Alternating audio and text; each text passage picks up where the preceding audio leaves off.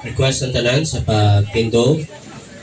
Let us pause, maglinaw kita, mag-ampok silently sa paghanda sa ato sa pagsimba sa Ginoo.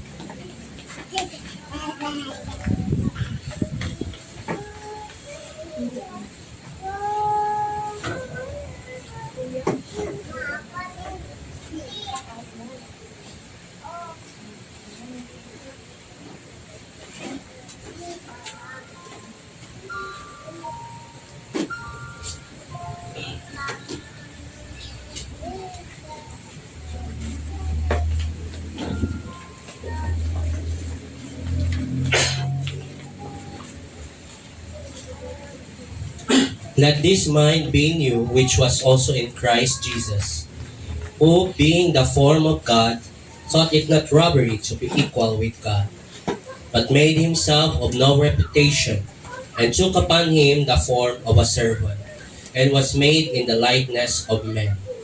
And being found in fashion as a man, he humbled himself and became obedient unto death, even the death of the cross.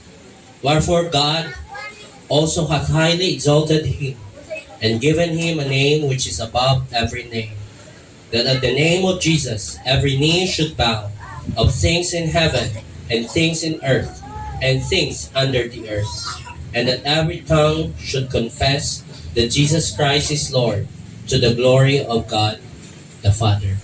Let us worship God by singing, "To God be the glory."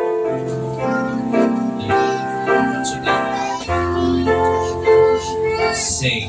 To God be the glory, great things he hath done. So loving the world that he gave us his Son, who yielded his life an atonement for sin, and opened the life gate that all may go in. Praise the Lord, praise the Lord. Let the earth hear his voice. Praise the Lord, praise the Lord.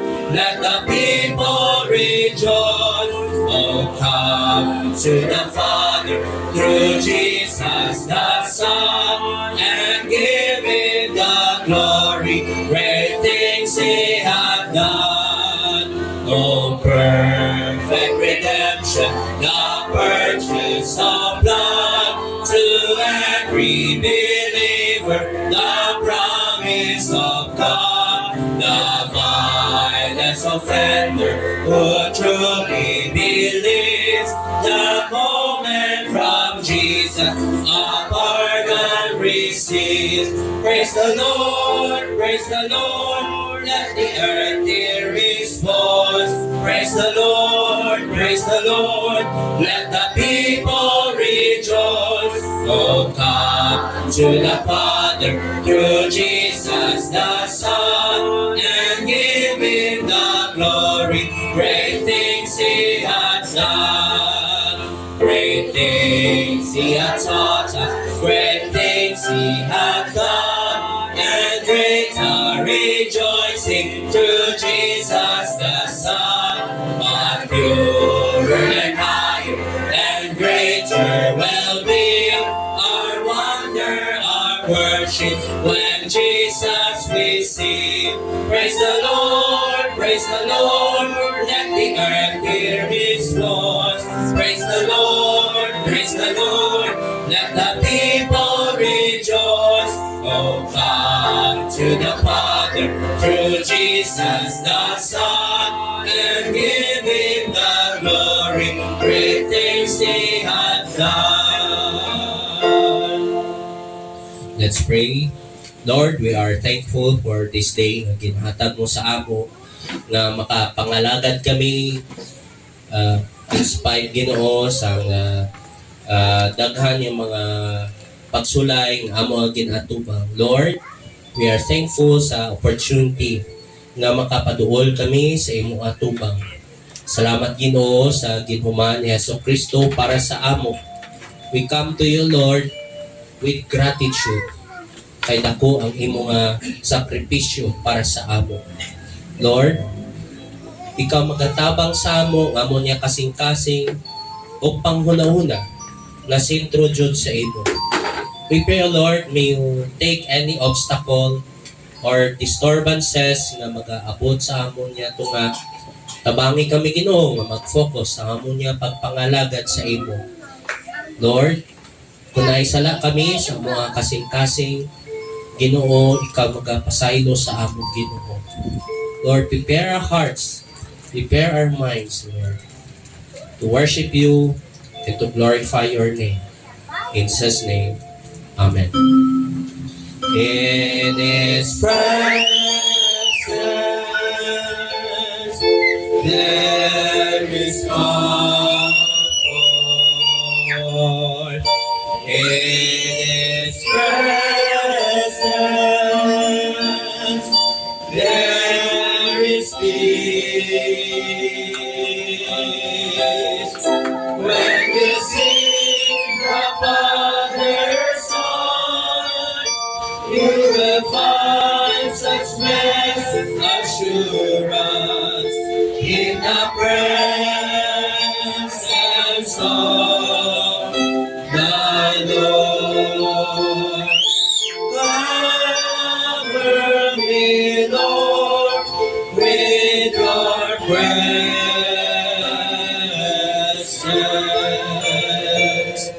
Magpabiling kita sa pagtindog. Please open your Bibles to John chapter 15. John chapter 15. Pagabasahon nato diri verse 1 to 10. John chapter 15 verse 1 to 10.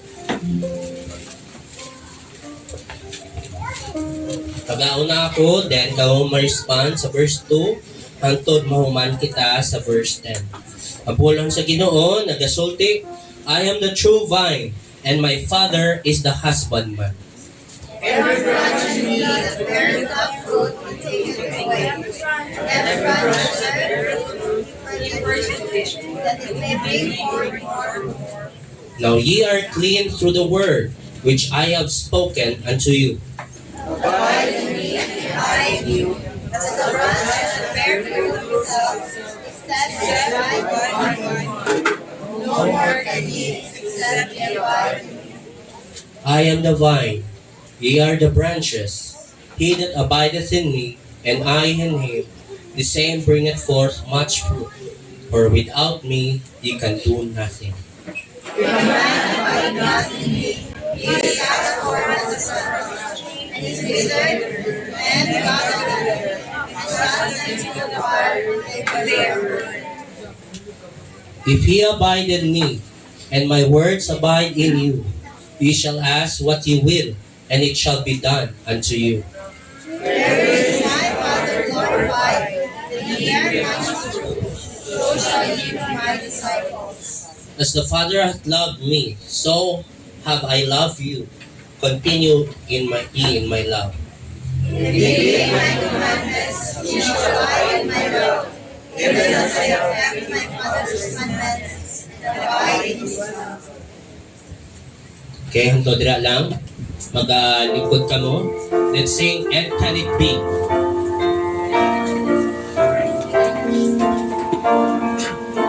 Sing, and can it be that I should gain an interest in the Savior's blood?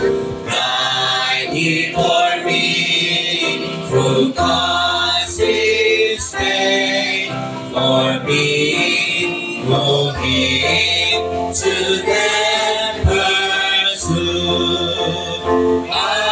Amazing love, how can it be that thou, my God, shouldst die for me? Amazing love, how can it be that thou, my God, shouldst die for me? He left his Father's throne so free, so infinite His grace, and set itself above my love, and then for angels boundless race. 'Tis mercy all given set free, for all my God it found of me. Amazing love, how can it be that thou, my God, shouldst die for me? No condemnation thou I dread, Jesus and all in Him is mine. Alive in my living hand, and blood in righteousness divine. Lord, I am brought eternal throne, and claim the crown through Christ my own. Amazing love, how can it be that thou, my God, shouldst die for me? 'Tis history only mortal dies, who can explore His strange design. In vain the firstborn seraph tries to sound the depth of love divine. 'Tis mercy all and earth adore, the angel heart inquire no more. Amazing love, how can it be that thou, my God, shouldst die for me? Ano di alam? Okay. So, before kita maminaw sa pulong sa Ginoo, magapaminaw kita sa usa ka trio.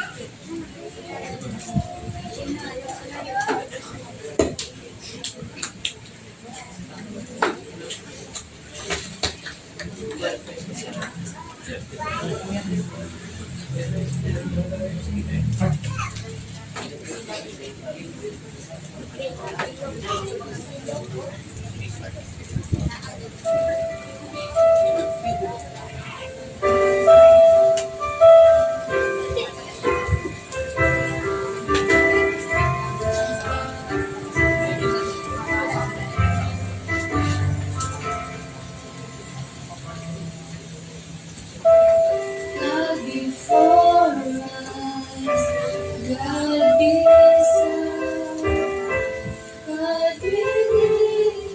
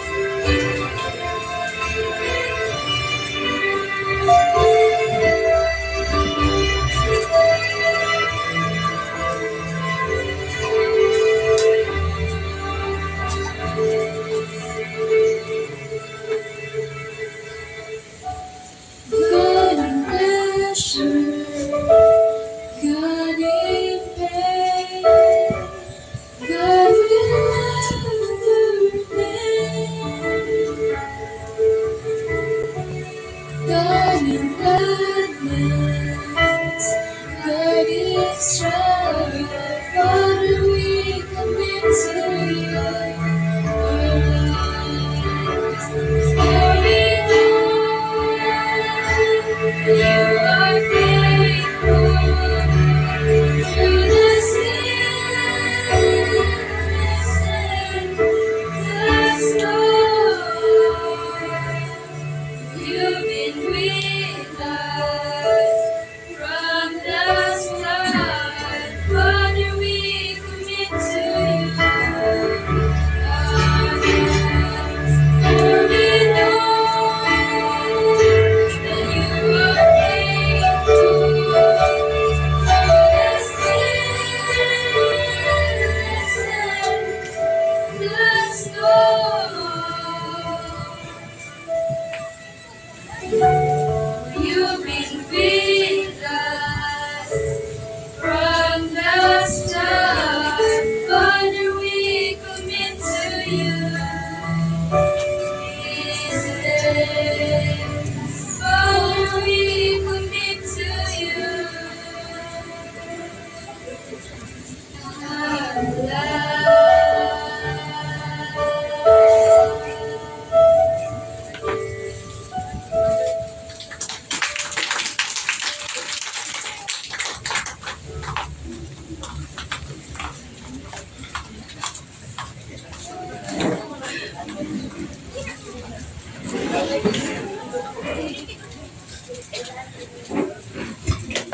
Go.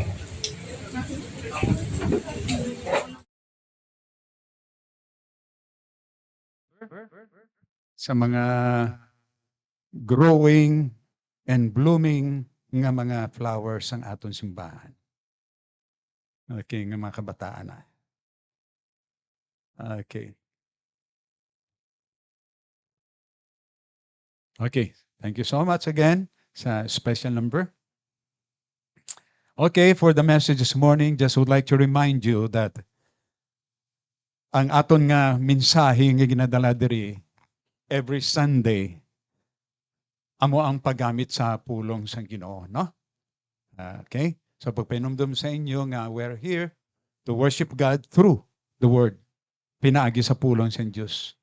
The Bible says, the word have I hid in mine heart that I may not sin against thee. And it goes there, the word is a lamp unto my feet and a lamp unto my path. And then it goes, ang pulong sa Ginoo nagasulti aton, for the word of God is quick and powerful. Again, the passage of scripture nagasulti, thy word is settled in heaven.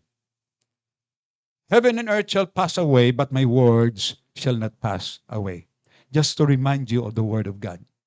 We're here for the word of God. And I hope and pray that what you are listening sa pag-study sa pulong sa Ginoo will not only be in your mind, but it must be in your heart.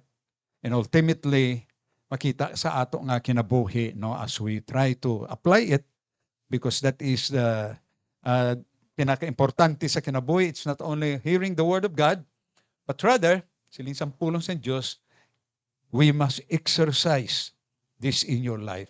Makita sa kinabuhi nato ba? I tell you, if you are reading the word of God, and if you are listening the word of God, I tell you, by the way you live, makita man na sa kinabuhi nimo ba? Your dedication to the Lord, the kind of life that you have to live, it's all about the word of God. So we praise the Lord that every Sunday we come here nga simba sa Ginoo nga may pagpasalamat, but at the same time nga ang pulong sa Ginoo may dako nga bahin sa atong kinabuhi. So our study for this morning is in 1 Corinthians chapter 15. As we start sa aning first Sunday sa aton nga anniversary month, ang tema naton is all about 1 Corinthians chapter 15, verse 58. Kana, kagloy ko i-open ining passage ng scripture, no, sa pagpamalandong sa pulong sa Ginoo. Now, I just would like to remind you, nagsulti ako sa inyo, nga ang mga messages, tandaan ninyo because we have may quiz kita, no, sa mga mensahe sining anniversary. So paminaw ka mo, as much as possible, kung may copy ninyo dira ang mga messages naton din no? Nga luyag ninyo paminawan, no? From the time nga nag-start ini until sa time nga nag-end, no? Okay, may mga speakers kita, no? Magdala sa pulong sa Ginoo. Let's open our Bibles now in 1 Corinthians chapter 15. Kag cut ko lang ini nga passage ng scripture, hindi kita na, no? And we'll start in verse 51, 1 Corinthians chapter 15. Verse 51, going to the last, no? Okay? You have your Bibles with you. Now, I just would like to make an instruction. It is in my heart that when you go to church, don't bring your cell phone. Worship time. Bring your Bible. Maybe may mga cellphone ka mo nga ang Bible ara dira no sa inyong cellphone. But as much as possible, we come here with this book, no? Purely ang pulong sa Ginoo. Just would like to give an instruction for that, no? As much as possible, you leave your cell phones during Sunday. You come here with the Bible. Hindi natin butangan i-substitute ang Bible because that is happening right now in our time. Wala nagadala ang mga Christian, maybe not all, but it is happening ang mga Kristohanon, ang ginadala nila Domingo, cellphones. Ang Bible, why na? This book. But I just like to remind you for that. We have to focus our mind, our heart, para sa Ginoo. No? And sometimes the temptation of a cellphone, as we go on with our study of the Word of God, lisod, no?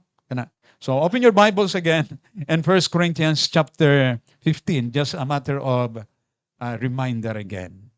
Okay. 1 Corinthians chapter 15. So we start in verse 51. We will read this responsibly. Join with me, no? Sa pagbasa sini, tubag-tubag lang kita sa pagbasa. 1 Corinthians chapter 15. We start in 51. I start in 51, then you follow in 52. Okay. 1 Corinthians chapter 15, verse 51. Behold, I show you a mystery. We shall not all sleep, but we shall all be changed.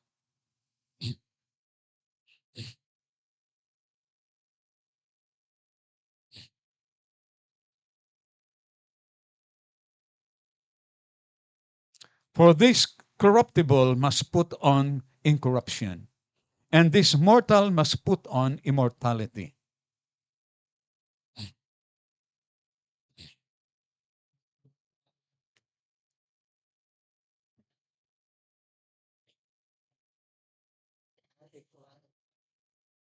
We will read together 55 to 57. Ready? Start. Of that, where is thy sting? O grave, where is thy victory? The sting of that is sin, and the strength of sin is the law. But thanks be to God, to give it us the victory through our Lord Jesus Christ. 58.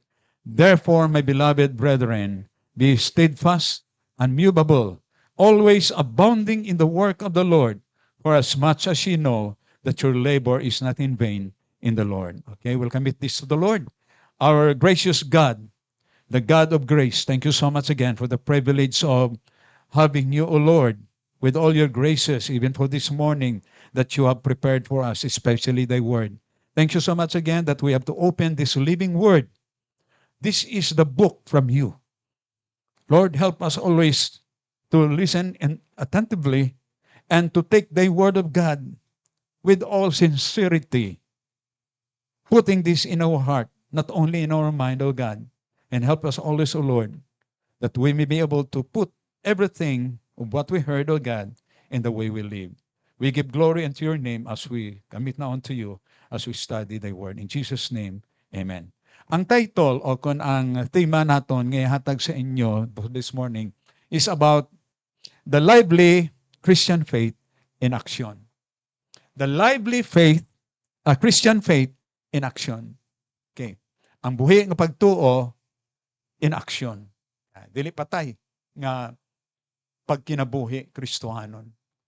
Kini ang desire sa Ginoo sa kinabuhi naton nga mga Kristohanon nga ang pagtuo naton mas not stationary, mas not stagnant. But ang aton kinabuhi as a Christian, ang aton kinabuhi maging isa ka pag kinabuhi nga it is a breathing kind of faith. And it is acting, working nga kinabuhi naton mga Kristiyanon. Kung ikaw nakaila kay Kristo, nga imo manuluwas sa tinuod. No? Okay. Now, yatag ko lang ang mga importante nga mga butang sa sining nga passage sa Scripture. Ang 1 Corinthians, nga kamao kamo, amo ini siya ang ginatawag naton nga chapter sang ginatawag nga resurrection. It talks about the resurrection. No? Kagining katapusan nga passage ng Scripture, no, sa 58, no, amo ini siya ang challenge out of the resurrection nga ginasulti ni Pablo, no, kini, no, after presenting sang ginatawag naton no, what is a really resurrection, no, sa aton kinabuhi, gin-present siya ang challenge ini, no, sa ginatawag nga resurrection. Okay. First of all, I would like to give to you sang foundation sang aton pagtuo. Again, to remind you, no, sang aton nga foundation sang aton nga pagtuo. The foundation of our faith. Why is it a lively kind of faith? Why is it that it is a living faith? Because of its foundation. Napundar ini, no, sa buhi nga foundation. Okay, you go back in 1 Corinthians chapter 15 there to remind us kini, the foundation of our faith. Okay? Chapter 15, kung basahin niyo yung verse 1 going to 4 there. Moreover, brethren, I declare unto you the gospel which I preach unto you, which also ye have received, and wherein ye stand, by which also ye are saved, if ye keep in memory what I preach unto you, unless ye believe in vain. For I delivered unto you first of all that which I also received, how that Christ died for our sins, according to the Scriptures, and that he was buried, and that he rose again the third day, according to the Scriptures. This is the foundation of our faith. Musa, kini nga passage sa Scripture nagasulti sa ginatawag naton nga foundation sang aton pagtuo based upon sa ginatawag nga gospel. Ang pulo nga gospel is good news. That's the meaning of the word gospel. Good news. Okay. Kag ini nga gospel, may numduman ninyo, gina-define naton nga ang ginatawag nga gospel, no? Amo ining gospel nga ginatawag naton nga ginatindugan sila ni Pablo that you receive nga nagluwas sa inyo. Kini nga gospel, no? And what is this gospel? Christ was nailed and then died. And then on the third day, he rose again. Amo ini ginatawag nga gospel. Nga gisulti sang kasulatan that you have to go and preach the gospel. This is the gospel of repentance from sins and salvation sa kaluwasan sang kalagsang tao. Kini ang ginatawag nga gospel. This is the gospel nga ginatawag naton the gospel of salvation. Na kung basahon ninyo, of course, in Ephesians chapter 1 verse 13, ang Bible nagasulti sinya, this is the gospel of your salvation. The gospel of your salvation. Amoy ning ginatawag naton that Christ died, ging buried siya, and on the third day, he rose again. Amoy ning gospel nato, no? This is the very foundation sang ato pagtuo. Now, when you talk about gospel, of course, importante ang pulo nga gina-emphasize diri. Amo ang ginatawag nga resurrection. The resurrection. Amo nang naghatag sang ginatawag nga kinabuhi sa ginatawag nga gospel. When you preach about the death of the Lord Jesus Christ without resurrection, that is a dead gospel. That's why ang Bible nagasulti nga ang kamatayon ni Kristo it is sufficient, no? Nga makaluwas sa tao, pero ining sufficiency niya hindi ma-realize kung wala ang ginatawag nato nga pagkabanhaw ni Kristo. Now, nayumduman ninyo si Modi na isa ka ginatawag naton nga evangelist during his time sa evangelistic meeting naga-preach about sang kaluwasan. Okay. Now one time he preached about the death of the Lord Jesus Christ. Grabe nga pag-emphasize the meaning of the death of the Lord Jesus Christ for our salvation and for the remission of our sins, for the redemption sang aton mga sala. Ging-preach niya kana the meaning of Christ's death. After preaching, somebody approached him. Nag-approach ang isa katao sa niya, Pastor, you have an excellent preaching. You have a wonderful preaching about the death of the Lord Jesus Christ. But I tell you, your preaching is not complete. Nakurat ang kwan. Nakurat si Modi. O sa madili complete ang akong preaching. Because you preach only the death of the Lord Jesus Christ, but you did not preach about the resurrection of the Lord Jesus Christ. It is void in nothing at all when you preach about the death of the Lord Jesus Christ if there is no resurrection. Walang resurrection. And that is not a good news. That is not a good news. But ang isa ka butang nga naghatag sang maayo nga kahulugan sang kamatayon ni Kristo, naghatag sang kinabuhi ang iya pagkabanhaw. That is what you call the gospel. Na the very foundation sang ato nga kaluwasan nga mga Kristohanon. Okay. Now, when you talk about resurrection, it is a symbol of hope, di ba? It is a symbol of hope. That is no hope at all. You cannot expect something real sa isa ka butang nga patay, di ba? But when you talk about the resurrection of the Lord Jesus Christ, it is the symbol of hope. May paglaom. Kung patay, wala paglaom. But when you talk about the resurrection of the Lord Jesus Christ, it is the symbol of hope. Paglaom ba sa kinabuhi nato? That's why siling sa, diri makita niyo in verse 19, no? Kung yun lang taon dira, verse 9, in chapter 15, makita niyo dira, kini nga passage sa scripture, unsang ginasulti dira, verse 9, ha? 1 Corinthians chapter 15, no? Verse 19.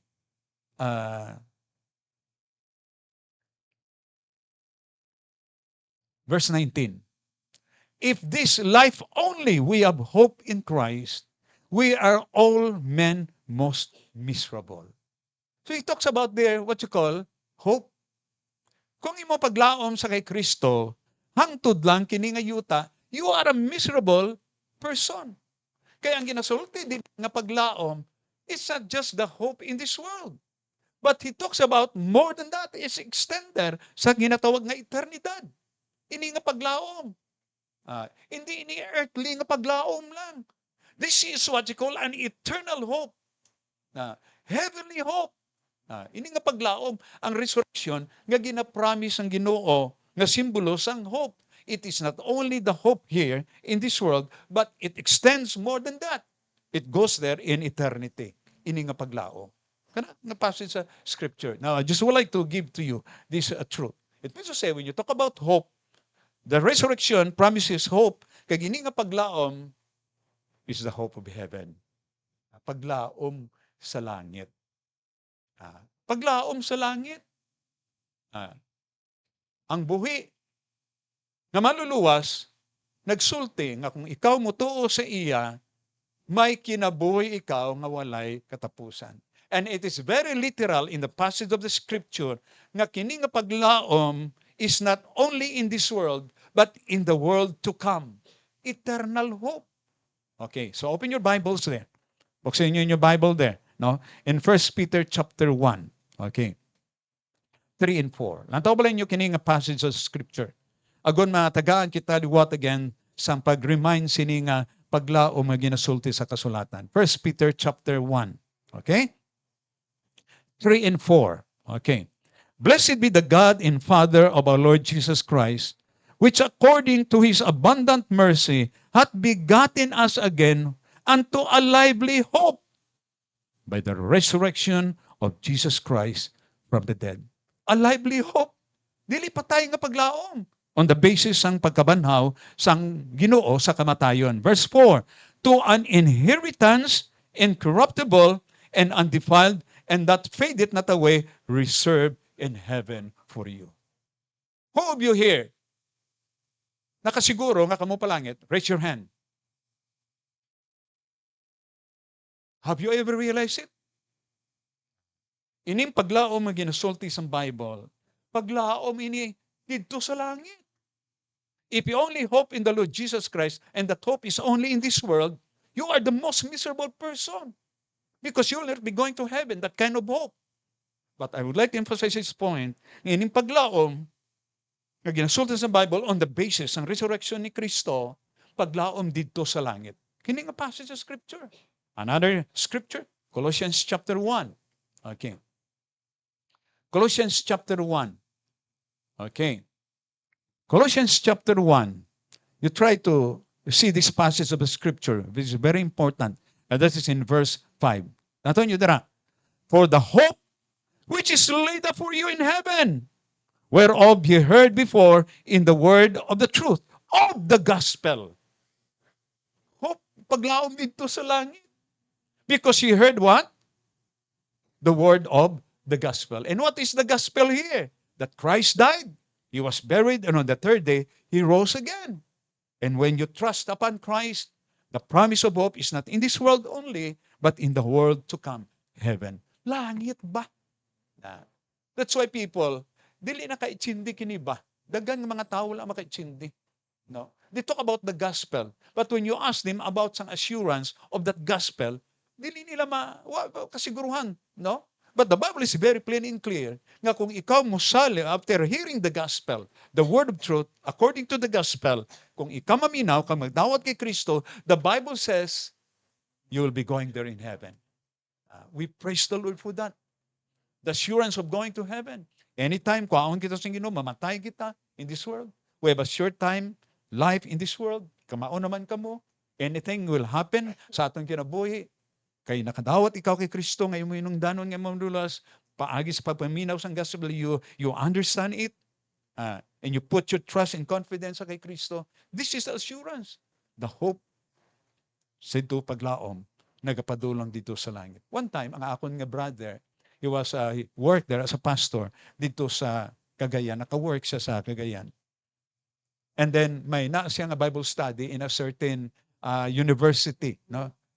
Sectarian nga university under inasponsoran sa religious nga simbahan nga sikta.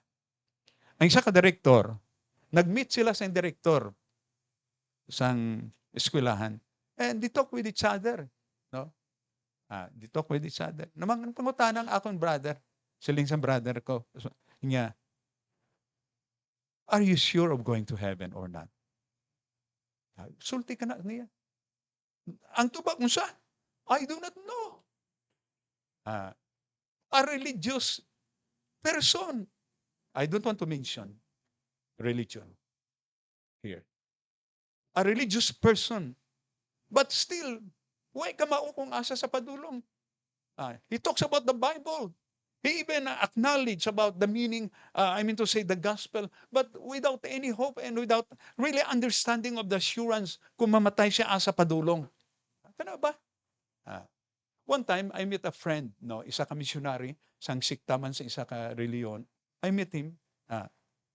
He went around sharing sang ilang reliyon, but he's my friend. Nag-meet kami, istorya kami, and I talked to him. Siling ko, you are sharing the word of God, but I just would like to ask you a question. When you die, are you sure of going to heaven? Musing yasulti, I do not know. Hearing the word of God, but there is no assurance of going to heaven. What is that? You share something that is what? Dead. Without assurance at all. But the gospel, we like to emphasize, nga ang gospel is the gospel of hope. And that's the gospel of hope is going to heaven. That hope, going to heaven. So, what is the conclusion? Nga ato na taon diri. The very foundation of our faith. And that is a gospel based upon the resurrection of the Lord Jesus Christ. Nga ang aton pagtuo is a living faith. Buhi nga pagtuo, dili patay. That is the kind of faith sa imo kinabuhi nga Kristohanon. Just this morning, I'm listening sa news, kag may isa ka religious person, a very popular nga reliyon. He talks about his religion, but never talks about, we believe in God. This is what we are in this belief sa among nga pagtuo. But there is no mention about the assurance of heaven. What is that? What is that? You talk about religion. You talk about your faith. You even share your faith, but without any assurance of salvation. when death comes sa kinabuhi? Nothing at all. It's an empty kind of faith. It's a dead kind of faith. I would like to remind you, si Pablo nagsulti, this is the foundation of our faith. May assurance based upon the death and resurrection of the Lord Jesus Christ. Now we go to the last verse in the passage, skinny. So 1 Corinthians chapter 15. We'll talk now, another point here, nataw natin dira ang verse 58 na. Now, kung imo lang taon dira sa verse 51 going to 57, nagasulti ini sang actual that will happen someday about the resurrection. When will be the resurrection someday? I would like to emphasize this point, when Jesus comes again. It's very plain and clear in the Bible that when Jesus comes again, there will be resurrection. No? 1 Thessalonians chapter 4, no, di ba? Verse 13 going to last verse. It speaks about the resurrection someday, no? Nga ang mga nagdawat kay Kristo, nga ilang manuluwas, kaging tawag sila nga may mga those who have hope in Christ will be raised from the corruption to incorruption. In a twinkling of an eye. I was sleeping on bed one time, thinking about sa ginatawag nga resurrection that will happen. When the Bible says when Christ comes again, ining physical body natin will be changed from the corruption into incorruption, di ba? Maris, in just a twinkling of an eye. Amo na? Ang physical body mo, i-change sa mortality to immortality. From the decaying kind of body to a living kind of body. Na in just a twinkling of an eye. Grabe, no? Resurrection comes when Jesus comes in this world. Kana, kung imalang taon kini nga passage of scripture starting in verse 51. But let's make another thought and idea about the lively Christian faith in action. Okay, we see now the foundation of our faith. Okay? Based upon naging tudlo ni Pablo diri. Now we go now in verse 58, the last, no?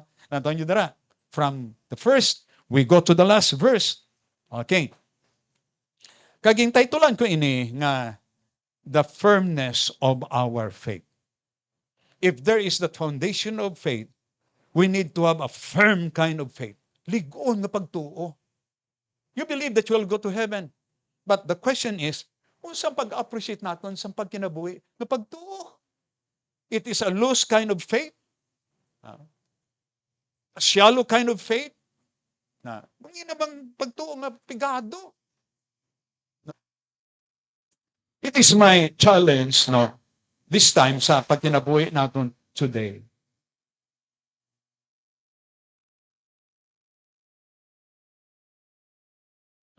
If there is such a thing in our time today, is a challenge for us ngang aton pagtuulig uno nato. So after presenting about the resurrection, and the resurrection will happen when Christ comes again on the basis of verse 51 there, going to 55, on sa mitabo, 58, on sa insulti ni Pablo dere, nagimo sa sang konklusyon. Therefore, konklusyon ini. It means, magamal kita konklusyon, is the gathering of all facts nga ginpresentar mo, and you make a decision out of the facts that you establish and what you heard. Na, conclusion. What is the conclusion? Okay, mo lang taon diri, pagambal niya, therefore, my beloved brethren, be steadfast, unmovable. Osa, this is a command. Remember that? This is a command. Kining conclusion is a command after your hearing about the value of your salvation. Kita nga mga Kristohanon ging command to strengthen our faith. And this kind of strengthening sang aton pagtuo, nga buot sulungan pasabot, that ang aton pagtuo, it must be progressive. It must be a continual kind of faith, a growing kind of faith, and a developing kind of faith. Luy pasabot kini, therefore be steadfast. That's a challenge. Nga ang inyong pagtuo, Because of this challenge of the resurrection of the Lord Jesus Christ, ngayon yung pagtuo must be progressive. It must develop. It must be a growing one. Mga inigugma, kamusta ang inyong pagtuo in our time today? How's your faith? From the time nga nakaila ka kay Kristo ngayon mo manlos until now, how's your faith? That's a question. Huwag na akong mapangutana sa inyo, mga inigugma.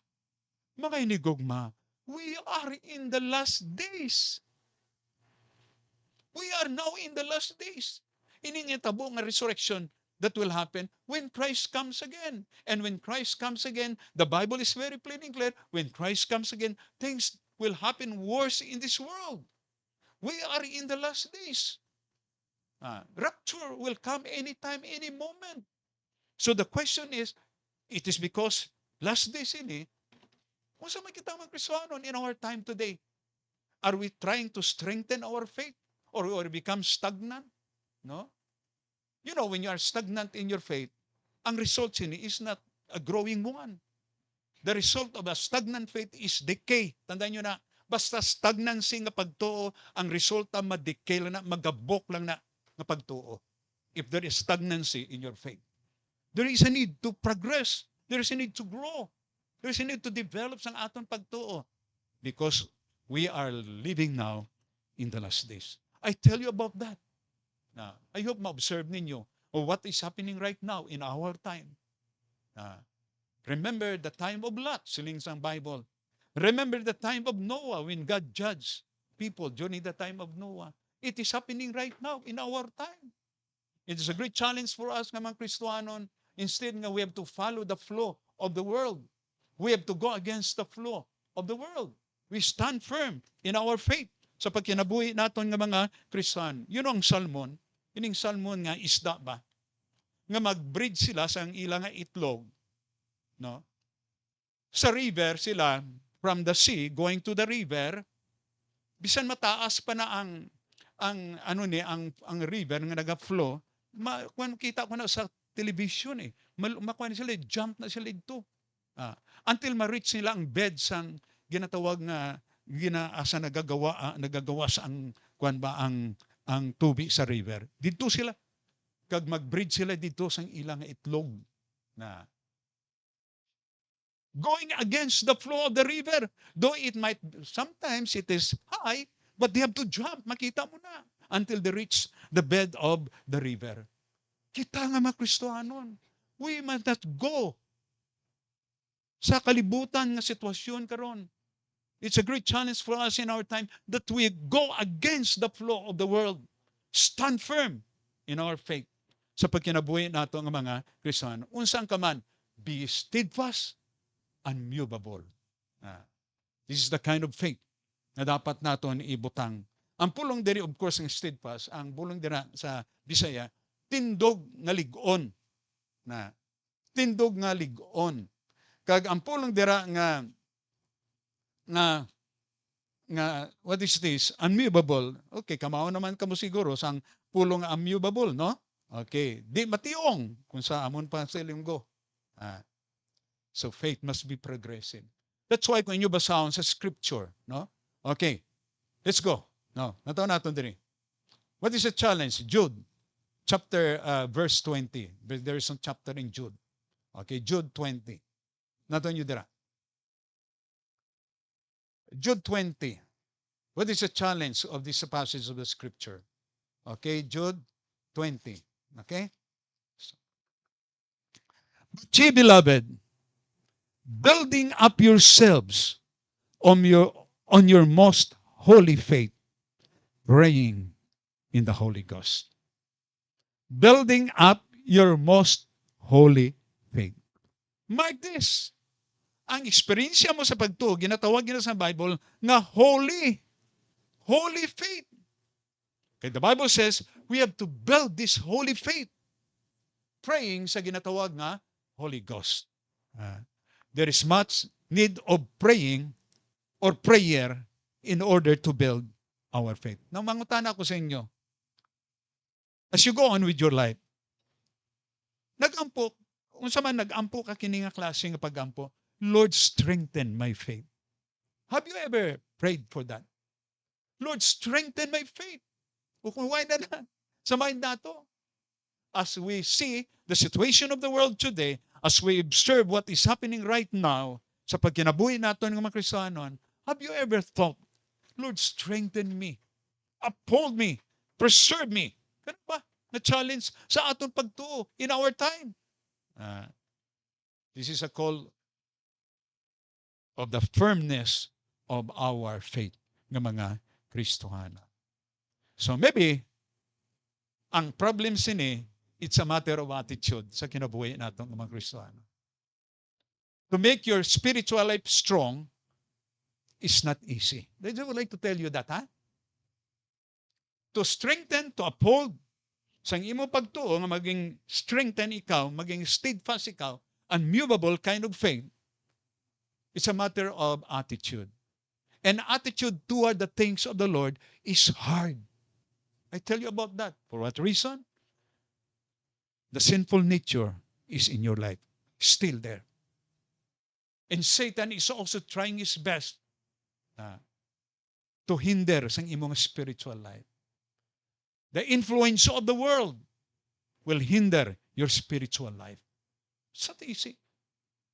That there is that demand that kita nga mga Kristiyano must desire. No ba? I-desire nato nini. The Bible says, desire the sincere milk that ye may grow thereby. You desire so that you will grow. If you have no desire, nothing will happen. Di ba? But the Bible says, you desire the things of the Lord, the word of the God, kag makita mo siling sa Bible, that you will grow. Mutubo ikaw sa imo kinabuhi. And then, not only to desire, but you have to have determination. Kini mga attitudes ba? Determination. Magkapag kita determination, parisini. Ang determination, just a good example of determination. You have a girlfriend there, a beautiful girlfriend. You have to pass how many mountains and how many lions. Like that. Because of your love to that beautiful lady, you go there. In spite of how many mountains that you have to cross and how many wild animals that you have to face, you go there. That is what you call determination. That is determination. Paul said that I may win Christ. That I may win Christ. So my determination, whatever things may happen in my life, I have to win Christ in my life. Kaya ba? May determination kita. Galing kita ng mga Kristohanon, dali lang kita ma-gluya ba? Because of the force of the world. Puwersa sang kalibutan. We cannot go on. But whatever it be, ibutang mo gid sa imo kasing-kasing that you are determined. Amo na yung tawag nato nga pulong, another word for determined nga may vocabulary kamo, resolute. Resolute nga pulong sa English. It means to say determination. May determination ka. Whatever it be, I have to go on with my life of all the forces that undermine my spiritual growth. Yan ba sa inyo mga Kristohanon? Sa inyo kinabuhi? Okay. Not only for that, but you must have a goal in your life. What is the goal of your life? Why we still exist in this world? You are a Christian, and God allowed you to still exist in this world. What's the goal of every Christian? Di ba ang goal natin? For to me to live is Christ, and to die is gain. I press toward the mark for the prize of the high calling of God. Goal in. Goal. Usang goal sa imo kinabuhi? Goal nimo for your education, sa trabaho nimo, that's your goal. And you undermine sa imo relasyon sa Ginoo because of a wrong goal sa atong kinabuhi. Of course, I do not say nga it's a wrong, no? Hindi lang ko magsulti nga wrong, it's a good thing. But it's not what you call importante sa kinabuhi tao. As a Christian, God allowed us in this world to live in order to take the opportunity and a privilege that as long as we live, we have to follow God and to serve God more than anything else sa kinabuhi natin, because someday we will face the judgment of God on the basis of what you have done in your life in this world. It's not because you are popular. It's not because of your money. Like that. It's not because you have traveled in so many places. That's not. We have to face someday sa kinabuhi nato na sa Christian, all of us shall give an account of himself to the Lord. Kano ba? So the challenge sa kinabuhi nato nga mga Kristohanon, be strong, be steadfast, unmovable. Padayon in your spiritual life. You know, God knows everything. When you serve Him and when you deny Him in your life, anything in the sight of God, He knows it. He knows it. You cannot deceive God in your life. You cannot, if you try to make your life more sa kalibutan, if you're a Christian, you understand you're a Christian and you live more sa kalibutan than trying to deny Christ in your life, put Christ aside, say mo kinabuhi, you are not deceiving God. You are deceiving yourself of the privilege someday when you face God in your life. Remember this, you will die. You will die. Take the opportunity of this life given by God sa atong kinabuhi to serve Him. Palagad ko sa Ginoo and to live right in the sight of God. Okay. There's a point there. Ngaluyag na ako ni pasabot sa inyo. The firmness of our faith. Let's go against the tide. Let's be strong. Okay. Katapusan diri nga luyag ko yatag sa inyo. Maybe second to the last. Okay.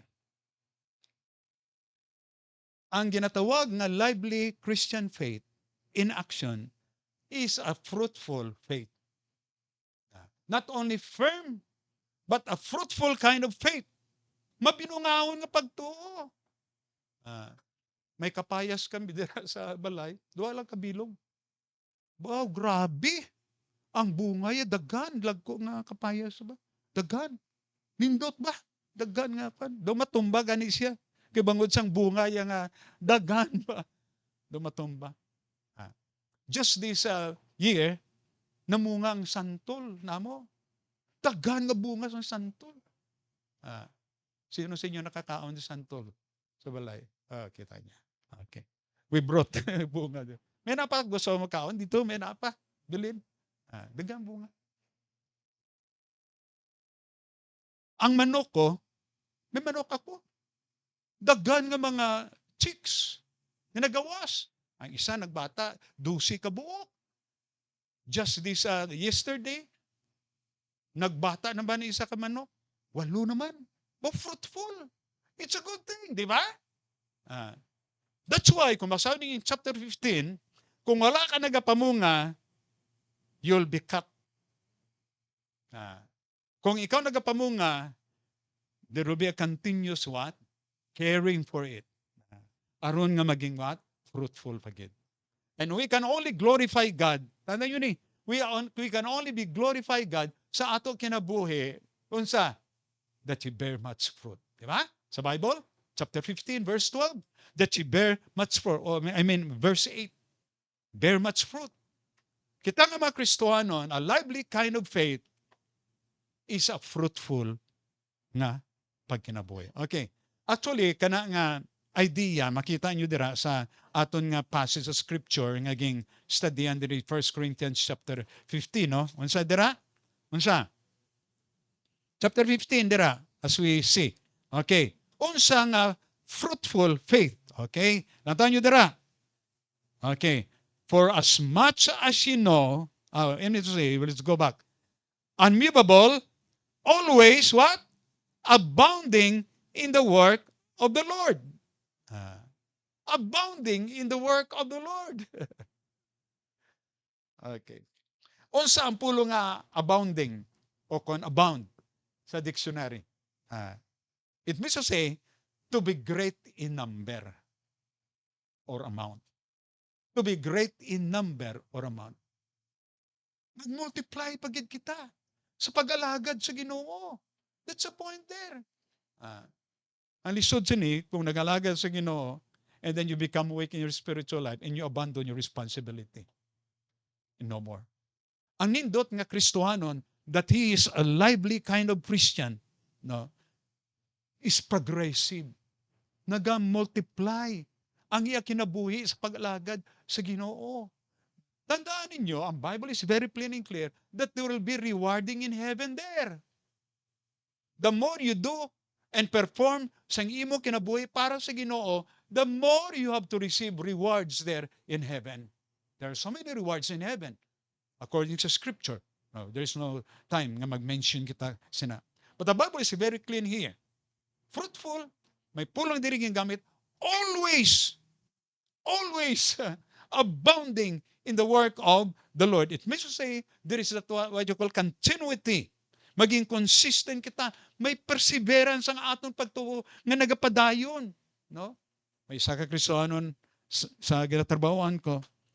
Pastor, I don't want nga, nagsulti sa akin, nga Pastor, I don't want to go to church.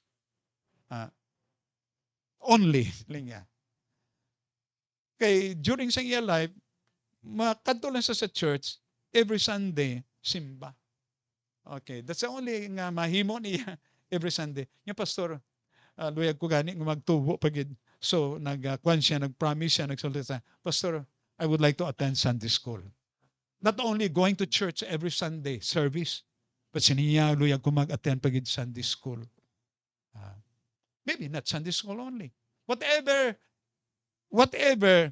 opening, kag opportunity sa pag-alagad sa Ginoo, you grab it. Only things that are eternal are important. Tandaan nyo na. The things that are seen are temporal, but the things that are not seen are eternal. Ang mga spiritual, ini mga butang, eternal value ini. Every spiritual investment bears an eternal what? Interest. Kana ba? Na panguna-una.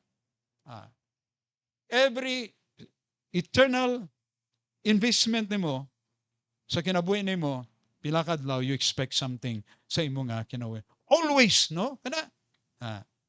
Tandaan yun ayop ma-define ninyo. I heard somebody preaching, siya, it's not good, it's not right to say, save to serve. May explanation man siya, but it's very plain in the Bible. Naging luwas ka sa Ginoo, you have to serve God. Di ba? Ephesians chapter 2, verse 8 and 9, going to verse 10, a workmanship created by Christ Jesus unto good works. 8 and 9 is about salvation there. And then in Titus chapter 2, verse 14, that you have to maintain good works. Sa imo kinabuhi. Titus chapter 2, no, di ba? Chapter 2, nagasulti dara sa pulong sa Ginoo. Gingluwas kita, Christ died for us. The Bible says, ang challenge, silos in every good work. Gingluwas kita sa Ginoo, aron mag-alagad kita. Kagang atong pag-alagad, it must be progressive.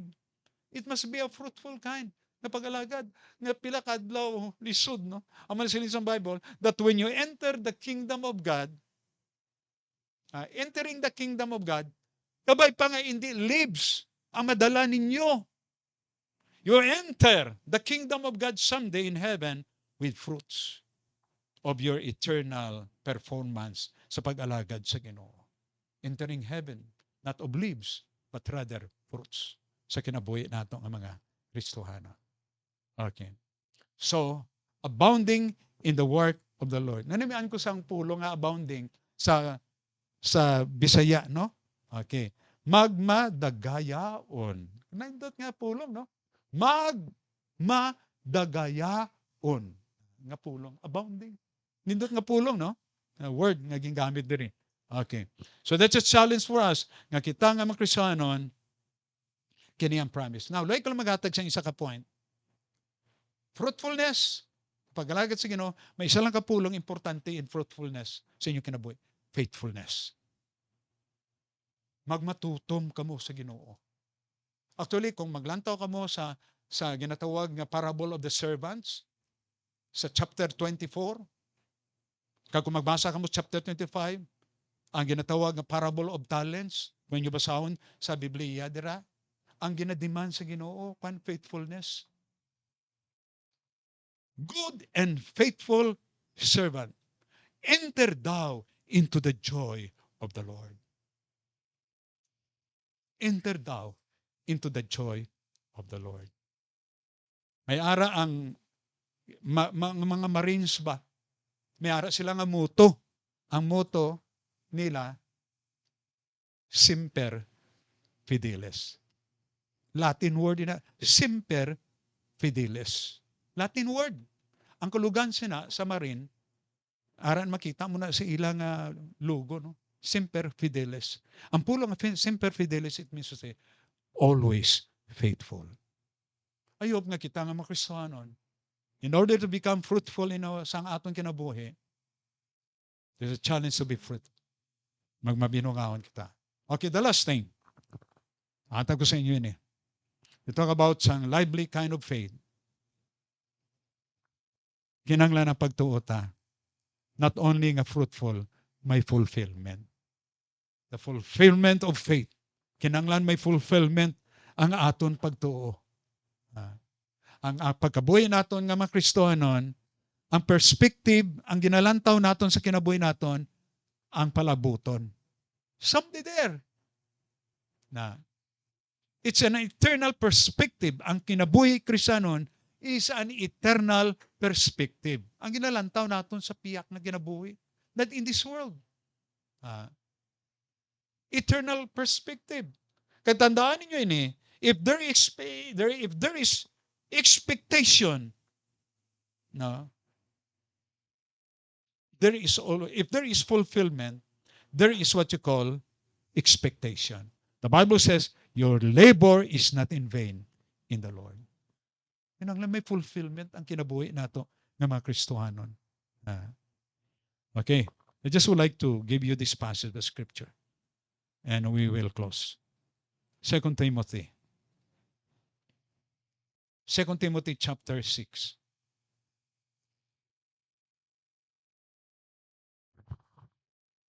Ng aton pagkinabuhi ng makasanon sa inangiyuta, may fulfillment aton pagtuo. And if there is fulfillment, there is expectation that your labor is not in vain in the Lord. That's your expectation someday in the sight of God. Okay. 2 Timothy chapter 4, we will read verse 6, going to 8. Okay. Now, si Pablo, in this passage of scripture, nagakwan sa panagubilin ba? Kaya he is expecting nga mamatay siya. Expecting nga mamatay siya. So nag-challenge siya. Kung sa kini nga challenge, it is a challenge of fulfillment sa aton kinabuhi sa Ginoo.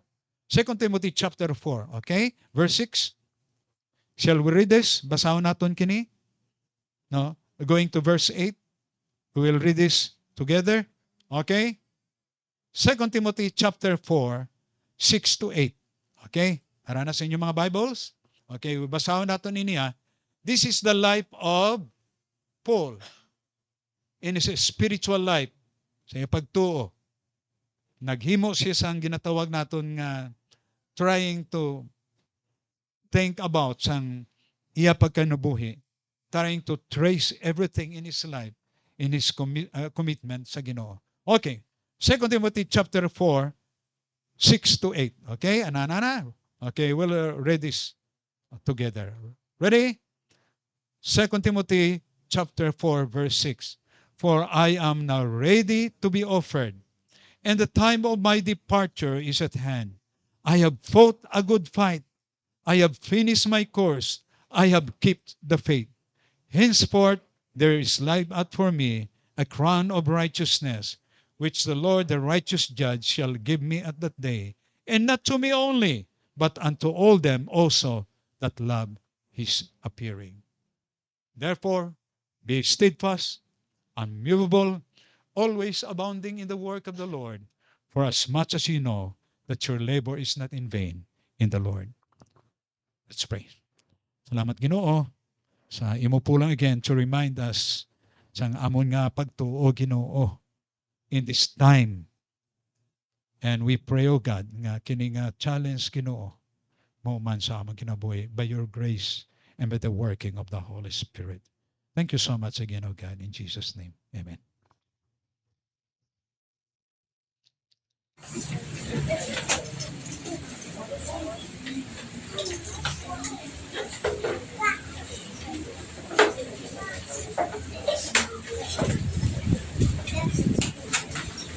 Request na taton yung mga deacons para sa atong mga tithes and offering.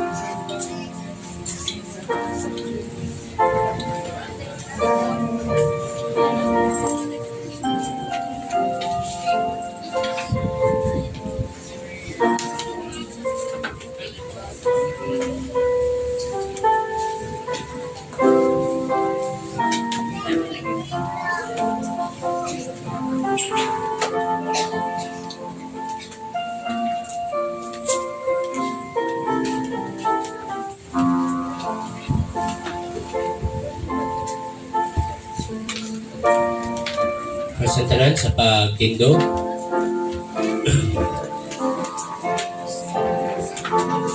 Sing. Praise God from whom all blessings flow.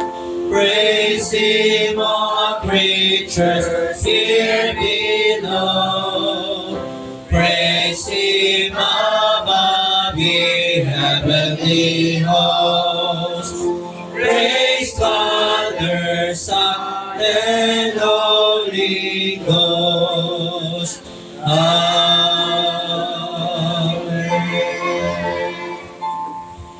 Ginoo, nagpasalamat din kami Lord karong adlaw may gihatag kanamo. Salamat Ginoo sa paghatag ug kayunan nga makapadayon pa Ginoo ibabaw ninyo nga kalibutan.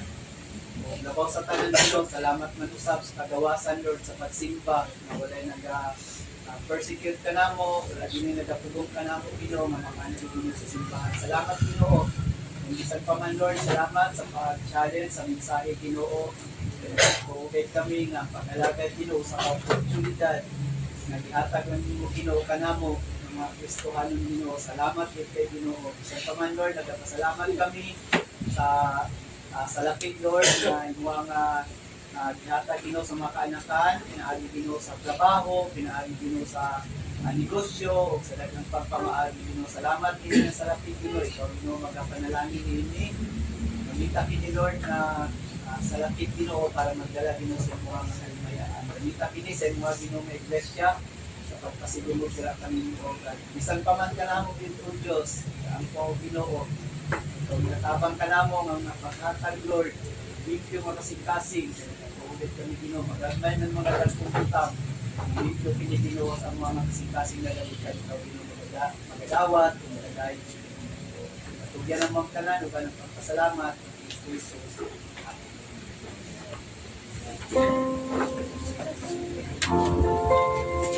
Sa ato niya closing hymn, let us sing. Please make standing, kataunta, stand up for Jesus. Sing, stand up for Jesus, ye soldiers of the cross, lift high his royal banner, it must not suffer loss. From victory unto victory, his army shall he lead, till every foe is vanquished, and Christ is Lord indeed. Stand up for Jesus, the trumpet call obey, for to the mighty conflict in this his glorious day. Ye that are brave now serving against unnumbered foes, let courage rise with danger and strength to strength oppose. Stand up for Jesus, stand in His strength alone. The arm of flesh will fail you. Ye dare not trust your own. Put on the gospel armor, each face put on with prayer. Where duty calls or danger, be never wanting there.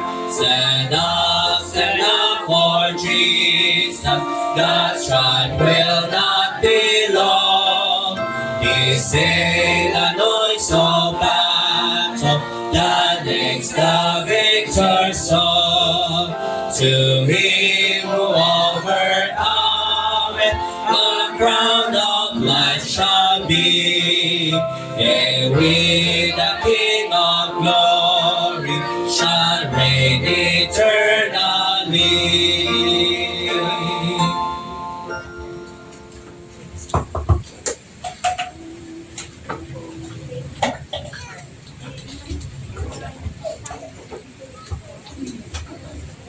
Okay, shall we pray? Thank you, Lord, for this blessed moment that you have given us a privilege to gather together. You know our heart, O God.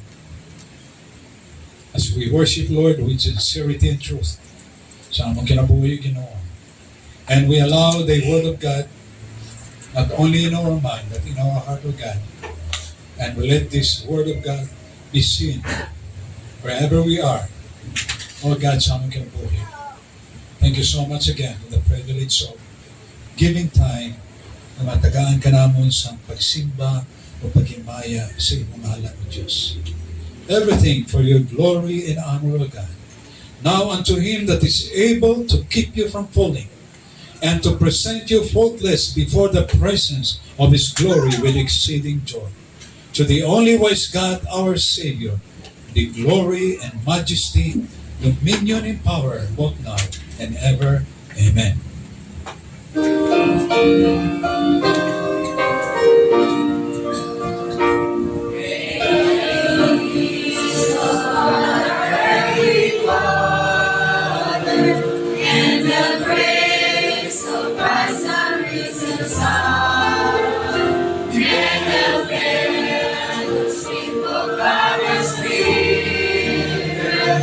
Keep our hearts and minds within His love, and to Him we praise for His glorious strength. From the depths of earth to the heights of earth, we declare the name of the Lamb was slain. Christ eternal, the King of Kings.